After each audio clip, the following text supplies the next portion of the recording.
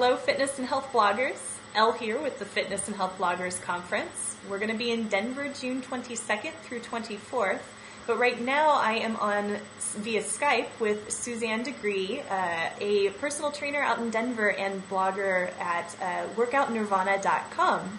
Hi, Suzanne. Hi. Hi.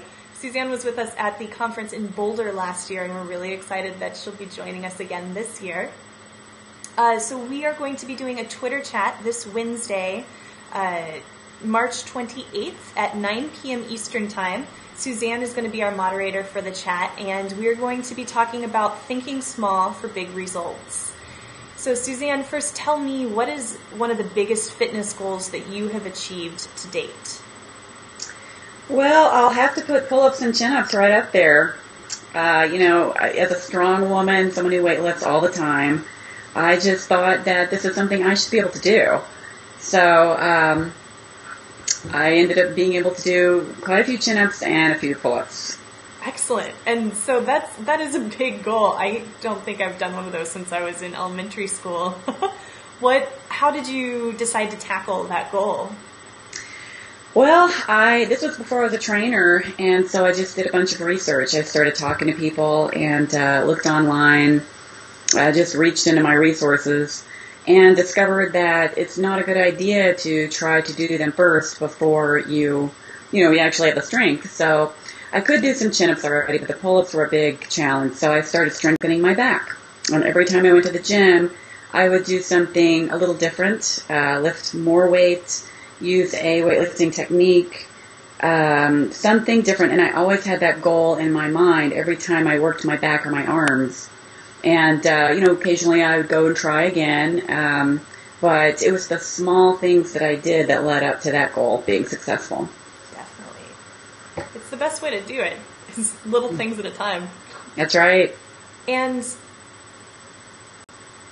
so when you are working with your clients, how do you help them achieve their big fitness goals? Like, what kind of big goals do you see coming from your clients? A lot of people want to lose a few pounds, and then most everybody needs strength. So they come in, sometimes they've never even been to the gym before.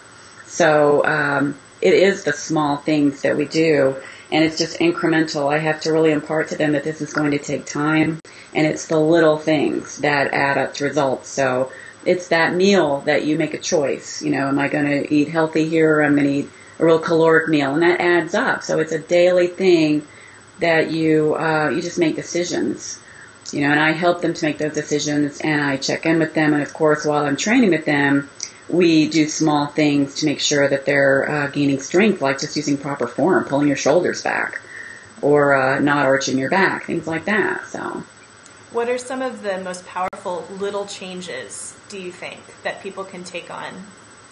Oh my gosh, just recently I started working with someone who used her knees to sit down instead of her hips. So instead of pushing back with her hips and sitting on her heels whenever she squatted down or sat down, she was actually bending her knees first, and she was more on her toes.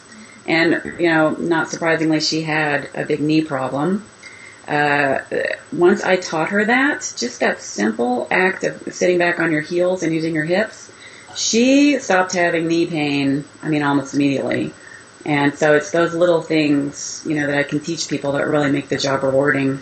Definitely. And the things that she's going to be able to accomplish with that little bit of information and that little change are going to be so much bigger now. Exactly. Very cool. Well, I'm really looking forward to doing this Twitter chat with you on Wednesday, along with Me You Health and the giveaway from Choose Cherries, which will be sweet. And thank you so much for being a part of everything. Well, thank you for having me.